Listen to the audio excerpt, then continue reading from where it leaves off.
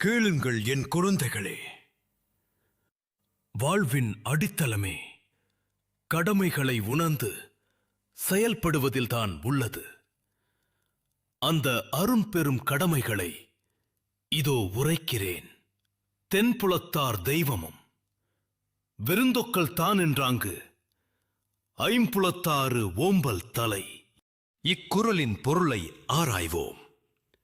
தென்புலத்தார் என்றால் நம் முன்னோர்கள், காலமான பெரியோர்கள். தெய்வம் என்பது நம்மை வழிநடத்தும் தெய்வ சக்திகள். விருந்து என்பது நம் இல்லம் தேடி வரும் விருந்தினர்கள். ஒக்கல் என்பது நம் உறவினர்கள், சுற்றம். தான் என்பது ஒருவன் தானாகிய தன் உடல், உயிர். என்றாங்கு என்றால் இவ்வாறு கூறப்பட்ட ஐம்புலத்தாறு ஓம்பல் என்பது இந்த ஐவருக்கும் உரிய கடமைகளை செவ்வனே செய்து அவர்களை பேணுவது. அதுவே தலை என்றால் தலையாயது, முதன்மையானது. ஆக முன்னோர்கள், தெய்வம், விருந்தினர், உறவினர், தன்னை பேணுதல் ஆகிய ஐந்தும் ஒருவன் ஆற்ற வேண்டிய தலையாய கடமைகளாகும். ஒரு நதியானது கடலைச் சேரத் தன் பயணத்தில் மலைகள், காடுகள், வயல்வெளிகள் எனப் பலவற்றை ஊட்டிச் செல்கிறது.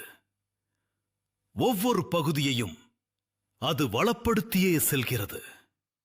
அதுபோலவே உன் வாழ்வெனும் நதி செழிப்படைய இந்த 5 கடமைகளும் 5 கரைகளாகும்.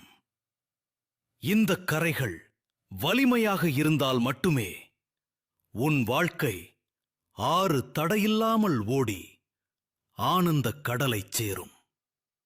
எந்த ஒரு கரையையும் அலட்சியப்படுத்தினால் உன் வாழ்வு வெள்ளத்தால் அலைக்கழிக்கப்பட்டு திசை மாறிவிடும். என் அன்பு குழந்தைகளே, இந்த 5 கடமைகளை உன் வாழ்வின் மூச்சாக கருதி பேணினால் உன் வாழ்வு துன்பம் என்றும் செழித்து ஓங்கும். இன்றே இக்கடமைகளை செவ்வனே ஆற்றத் தொடங்குவாயாக. வள்ளுவ மொழி நடை.